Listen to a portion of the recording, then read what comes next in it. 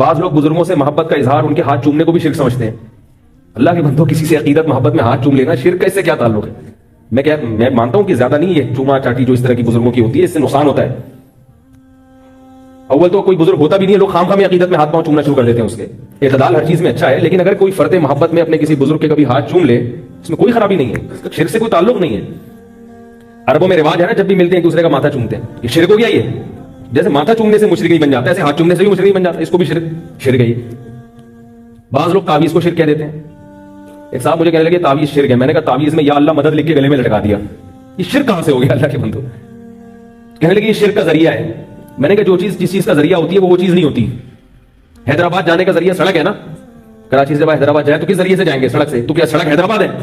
تو جب کسی چیز کو شرک کا ذریعہ کہہ دیا تو یہ آپ نے کہہ دیا کہ وہ شرک بہرحال نہیں ہے. ہاں ذریعے پر بات ہو سکتی ہے، ذریعے پر بات ہو سکتی ہے. تبھی میں بھی تعویذ گنڈوں کا قائل نہیں ہوں، جائز سمجھتا ہوں، مگر میں سمجھتا ہوں اس زمانے میں اس سے اجتناب ضروری ہے، کیونکہ لوگوں کے عقائد خراب ہیں.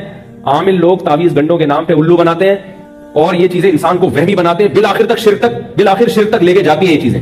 اس لیے الحمدللہ میں اپنے بچوں کے گلے میں کبھی تعویذ نہیں لٹکاتا. لیکن اگر کسی عالم نے جائز تعویذ لٹکایا ہوا ہے اس پہ قرآن کی آیت ہے تو میں اس کو مشرک نہیں کہتا. البتہ اللہ کا بڑا فضل ہے، ہمارے باپ دادا میں یہ رواج ہی نہیں تھا تعویذ.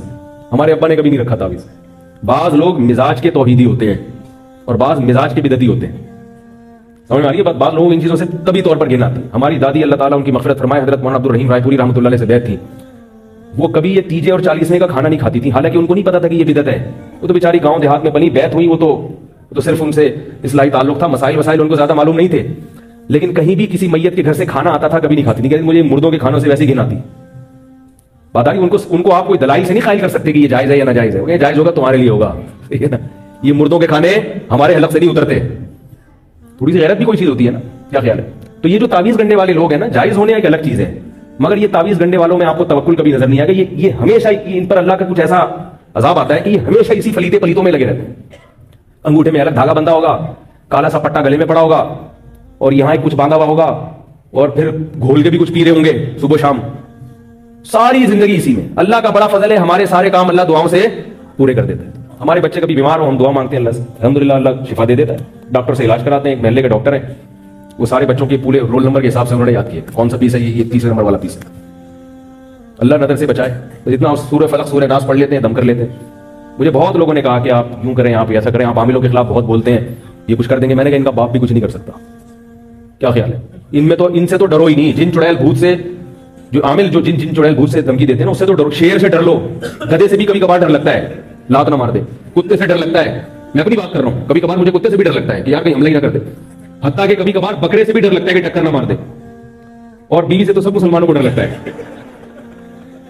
ہر چیز جو دنیا کے ڈراتی ہے ہم بھی ڈرتے ہیں. الحمدللہ انسان ہے، کوئی لوہے اور فولاد کے بنے ہوئے نہیں. اندھیرے سے بھی بات ڈر لگتا ہے. قبرستان میں آپ رات کو اندھیرے میں جا کے بیٹھو تو کتنا ہی بڑا فنڈر ہو، تھوڑا سا ڈر لگے گا. اللہ کا بڑا فضل ہے، میں کبھی عامل سے، چاہے دیوبندی ہو، چاہے کسی بزرگ کا خلیفہ ہو، چاہے اس کے ماتھے پہ تہجد کے نشانات ہوں، چاہے اس کو 100 بزرگوں سے خلافتیں ملی بھی ہوں، اپن نہیں مانتا بھائی، ہم نہیں مانتے. اس پہ میں بہت دلائل لے چکا ہوں، لیکن اگر کسی کو دلیل سمجھ میں نہیں آئے تو کانفیڈنس بھی ایک دلیل ہوتی ہے کہ ایک آدمی ممبر پہ بیٹھ کے اتنی کانفیڈنس سے بات کر رہا ہے، اس کا مطلب کچھ بات میں دم ہے. کانفیڈنس بھی دلیل ہوتی ہے. بعض حضرت ابو بکر نے حضرت عمر رضی اللہ تعالیٰ عنہ کا کسی رائے میں اختلاف ہوا تھا. حضرت عمر رضی اللہ تعالیٰ عنہ نے کہا کہ قرآن کو جمع کیا جائے. حضرت ابو بکر نے کہا جو کام نبی نے نہیں کیا میں وہ کیوں کروں، جو کام نبی نے نہیں کیا میں وہ کیوں کروں. حضرت عمر نے فرمایا آپ کو کرنا پڑے گا. اتنے بغیر دلیل کے حضرت عمر کانفیڈنس سے بات کرتے رہے کرنا پڑے گا، ورنہ قرآن ضائع ہو جائے گا. ابو بکر فرما رہے کہ بھائی اگر ضائع ہونے کا خطرہ تھا تو نبی نے کیوں نہیں کیا یہ کام. حضرت عمر دلیل نہیں دے رہے، فرمایا نہیں کرنا پڑے گا ورنہ ضائع ہو جائے گا. اتنا زور سے اصرار کیا. ابو بکر فرماتے اللہ نے مجھے شرع صدر کر دیا کہ بھائی یہ عمر صحیح کہہ رہا ہے. بعض دفعہ دلیل نہیں ہوتی، بندے کا کانفیڈنس کام کر جاتا ہے. میرے پاس تو دلیل بھی ہے، کہیں یہ نہ سمجھے. کانفیڈنس کی بڑی ویلیو ہے. آپ کو پتا ہے کہ ایک چوہے نے جو ہے نا ہاتھی کو پرپوز کیا، ہتھنی کو. چوہا ہے اور ہاتھی کی جو ماتا ہے ہتھنی، اس کو پرپوز کیا.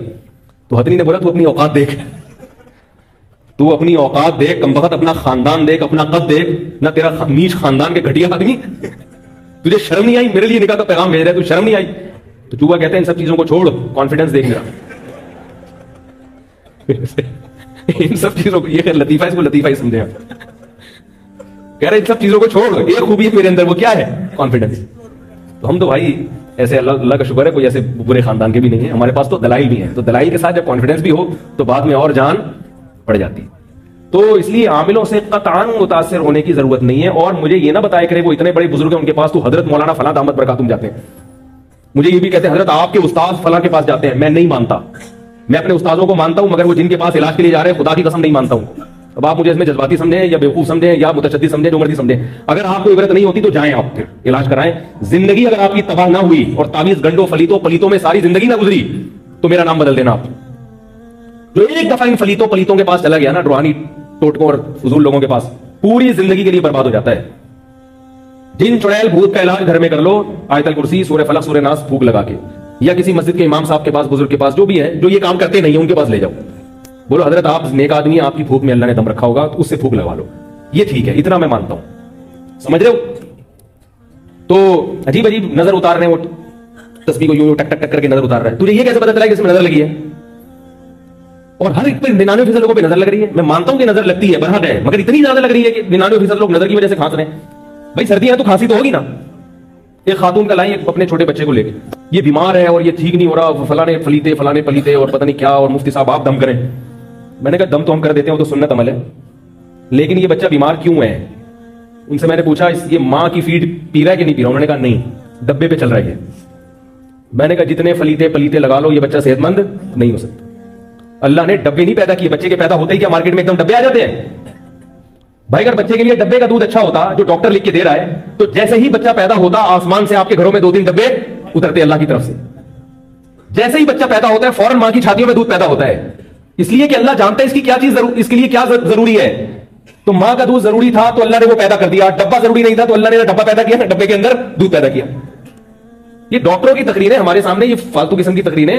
ڈاکٹروں کو میں مانتا ہوں, ہم بھی بیمار ہوتے ہیں ڈاکٹر کے پاس ہی جاتے ہیں, لیکن ایک تو ہر ڈاکٹر کی ہر فیلڈ میں ریسرچ نہیں ہوتی, دوسرا فطرت سے جو ڈاکٹر آپ کو لڑوا رہا ہے نا اس کی بات کبھی نہ مانو.